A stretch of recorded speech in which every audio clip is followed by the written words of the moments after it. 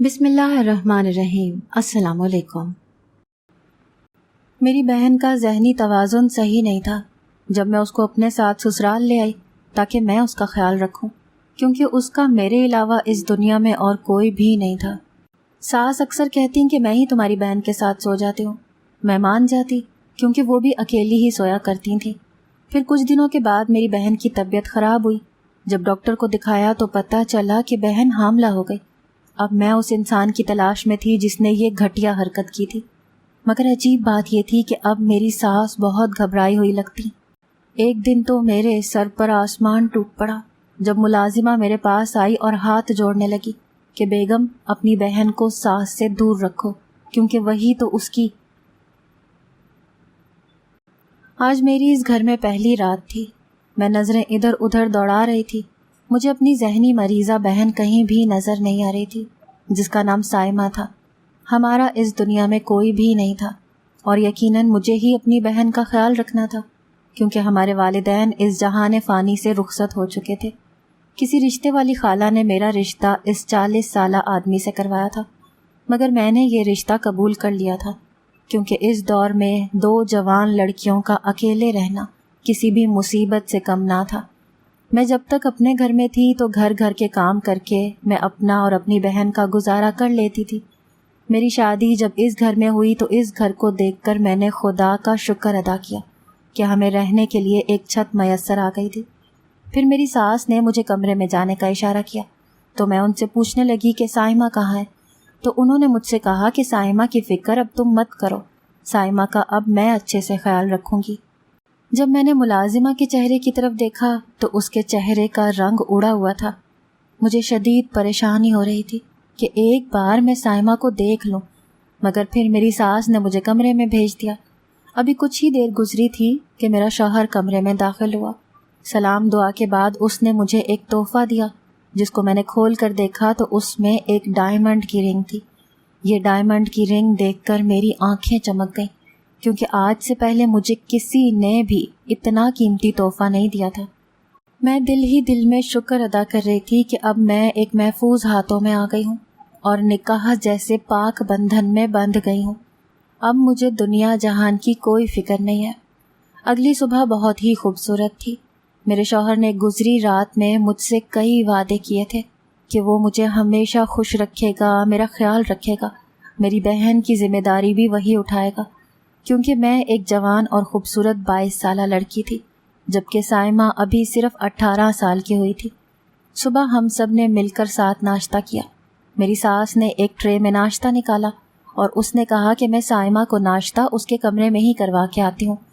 میری ساس کا یہ ہمدردانہ رویہ دیکھ کر مجھے بہت خوشی محسوس ہو رہی تھی کہ میری ساس کتنی اچھی ہیں، میری بہن کا اتنا خیال کر رہی ہیں۔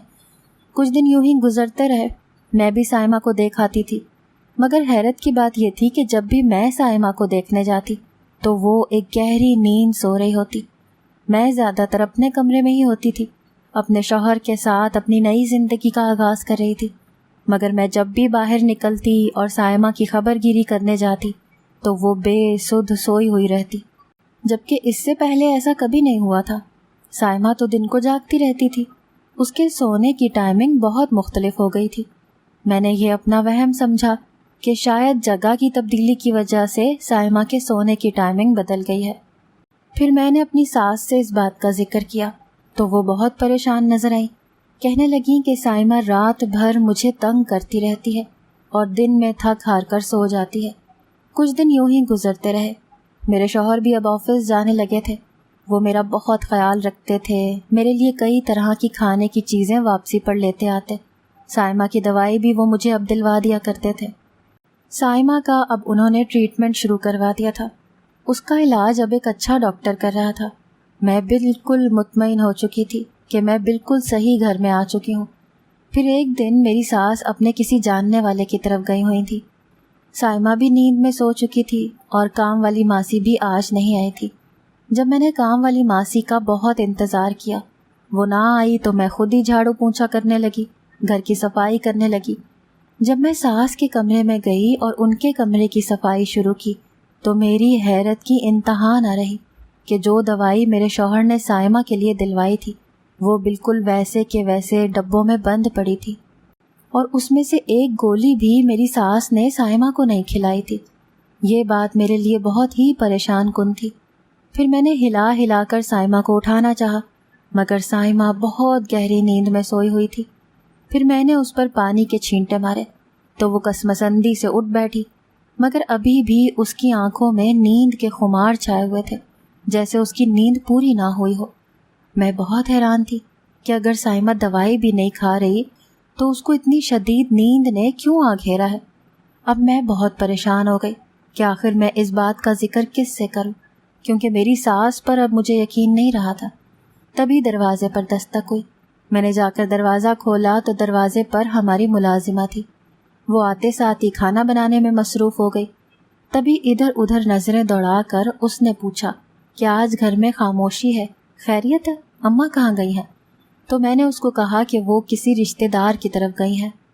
مجھے یوں محسوس ہو رہا تھا کہ جیسے وہ مجھے کچھ بتانا چاہ رہی تھی۔ میں نے اس پر بھی فی الحال یقین کرنا مناسب نہ سمجھا۔ پھر میں سائمہ کے کمرے میں چلی گئی اور اس کا خیال رکھنے لگی۔ پھر شام کو جب میرے شوہر گھر آئے تو انہوں نے مجھ سے میری خاموشی کی وجہ پوچھی، مگر اس وقت میں بہت گھبرائی ہوئی تھی۔ میں نے اپنے شوہر کو بھی کچھ نہ بتایا۔ کچھ دن یوں ہی گزرتے گئے۔ ایک دن اچانک سے سائمہ کو الٹیاں شروع ہو گئیں۔ میں بہت خوفزدہ ہو گئی کہ آخر یہ میرے اور میری بہن کے ساتھ ہو کیا رہا ہے۔ پھر میں نے جلدی سے اپنے شوہر سے ڈاکٹر کی طرف جانے کا کہا۔ ہم دونوں سائمہ کو لے کر لیڈی ڈاکٹر کی طرف چلے گئے، جہاں ایک بہت ہی دل دہلا دینے والی خبر میری منتظر تھی۔ جب ڈاکٹر نے مجھے اندر بلایا اور کہا کہ تمہاری بہن حاملہ ہے، یہ خبر مجھ پر بجلی بن کر گری۔ میری آنکھوں سے زاروں قطار آنسو بہنے لگے۔ میں بالکل شوق میں تھی کہ آخر یہ ایسی گھٹیا حرکت کون کر سکتا ہے، جبکہ ہمارے گھر میں صرف میرے شوہر کے علاوہ کوئی بھی مرد موجود نہیں تھا، اور سائمہ سوتی بھی میری ساس کے کمرے میں تھی۔ میں شوہر کی طرف گھورے جا رہی تھی، جو قسمیں کھا رہا تھا کہ اس کی یہ حرکت نہیں ہے، مگر ہم جلد ہی اس بات کا پتہ لگا لیں گے کہ یہ کس کی حرکت ہے۔ جب میں نے گھر آ کر اس بات کا ذکر اپنی ساس سے کیا تو ان کا منہ کھلے کا کھلا رہ گیا۔ وہ ملازمہ بھی وہیں پر موجود تھی، جو آنکھیں پھاڑ پھاڑ کر میری طرف دیکھ رہی تھی۔ ملازمہ مسلسل اپنے دوپٹے کو اپنے ہاتھ سے جھلملا رہی تھی، جیسے اس کے دماغ میں کوئی بات چل رہی ہو، مگر اس وقت میں نے اس سے کچھ بھی معلوم نہ کیا، اور میں رونے پیٹنے لگی کہ آخر یہ گھٹیا حرکت میری معصوم بہن کے ساتھ کس نے کی ہے۔ میری ساس کے چہرے کا رنگ اڑا ہوا تھا۔ میں سائمہ کو اپنے کمرے میں لے آئی، پھر اپنے شوہر سے کہنے لگی کہ جو دوائی آپ نے امی کو لا کر دی تھی کہ سائمہ کو کھلایا کریں، اس میں سے ابھی تک امی نے کوئی بھی دوائی سائمہ کو نہیں کھلائی۔ یہ سنتے ہی میرے شوہر بہت خاموش ہو گئے۔ وہ میری طرف بس حیرانی سے دیکھے جا رہے تھے، کیونکہ وہ اپنی ماں کے خلاف فی الحال کوئی بھی ثبوت کے بغیر کچھ نہیں کہہ سکتے تھے۔ میں ہر وقت اداس رہنے لگی تھی۔ میں اپنے شوہر کو بھی صحیح سے ٹائم نہیں دے پا رہی تھی، کیونکہ میری بہن اب حاملہ تھی۔ اس کی طبیعت بہت خراب رہنے لگی تھی، اور میں اس گھٹیا انسان کا پتہ لگانا چاہتی تھی۔ میں کچن میں چائے بنانے کے لیے آئی تو ملازمہ وہیں پر بیٹھی سبزی کاٹ رہی تھی۔ اس نے مجھے دیکھتے ہی کچن کا دروازہ بند کر دیا۔ مجھے کہنے لگی کہ باجی، آپ کی مجرم آپ کی ساس ہے، اور آپ کی ساس کے کمرے میں نے ایک رات 4 آدمیوں کو جاتے دیکھا تھا۔ جب میں چھٹی لے کر گھر جا رہی تھی، تبھی ایک رکشے سے 4 آدمی اترے اور آپ کے گھر میں داخل ہوئے۔ آپ سب لوگ سو رہے تھے۔ میں بہت حیرت زدہ ہوئی کہ آخر یہ کون لوگ ہیں۔ پھر میں ان کے پیچھے گھر میں آ گئی اور دیکھنے لگی تو رات کو یہ لوگ آپ کی ساس کے کمرے میں چلے گئے۔ ہو نہ ہو، ضرور اس بات کے پیچھے آپ کی ساس کا ہی ہاتھ ہے۔ میں نے ملازمہ کی بات بڑے غور سے سنی۔ اب تو مجھے بھی یقین ہونے لگا تھا کہ میری ساس کوئی غلط کام ہی کرتی ہیں، اور میری بہن کے ساتھ بھی انہوں نے ہی غلط کیا ہے۔ کچھ ہی دنوں کے بعد میری ساس کے فون پر کسی نمبر سے کال آئی۔ وہ اس وقت غسل خانے میں نہا رہی تھیں۔ میں نے جب کال اٹینڈ کی تو پیچھے سے کوئی لڑکا بول رہا تھا کہ اس لڑکی کا حمل اب ضائع کروا دو۔ اگر میرے اوپر کوئی بھی الزام آیا تو سب سے پہلے میں آپ کا ہی نام لوں گا، کیونکہ آپ نے اس کے بدلے میں مجھ سے 1 لاکھ روپیہ لیا ہے۔ اب مجھے مزید بلیک میل کرنے کی ضرورت نہیں ہے۔ آئندہ مجھے کال مت کرنا۔ میرا اب تمہارے ساتھ کوئی بھی واسطہ نہیں ہے۔ میں روتی ہوئی اپنے شوہر کے پاس وہ فون لے کر گئی جس پر میں نے ریکارڈنگ لگائی ہوئی تھی۔ میرے شوہر یہ بات سن کر دنگ رہ گئے۔ انہوں نے جلدی سے پولیس کو فون کیا۔ پولیس کی کچھ خواتین آئیں جو میری ساس کو اپنے ساتھ لے گئی۔ جب انہوں نے تفتیش کی تو میری ساس نے بھی اپنا منہ کھول ہی دیا کہ اس سارے جرم میں ان کا ہی ہاتھ تھا۔ اب میری ساس کو ایک لمبے عرصے کے لیے جیل میں بند کر دیا گیا تھا اور میرے شوہر بھی اب ان سے کوئی تعلق نہیں رکھنا چاہتے تھے۔ یوں میں اور میری بہن ساری عمر اس گھر میں راج کرتے رہے اور میرے شوہر کا سارا کچھ اب ہمارا ہی ہو چکا تھا۔ اگر آپ کو ہماری آج کی کہانی پسند آئی ہے تو اسے لائک کریں، شیئر کریں اور چینل کو سبسکرائب کرنا مت بھولیے گا۔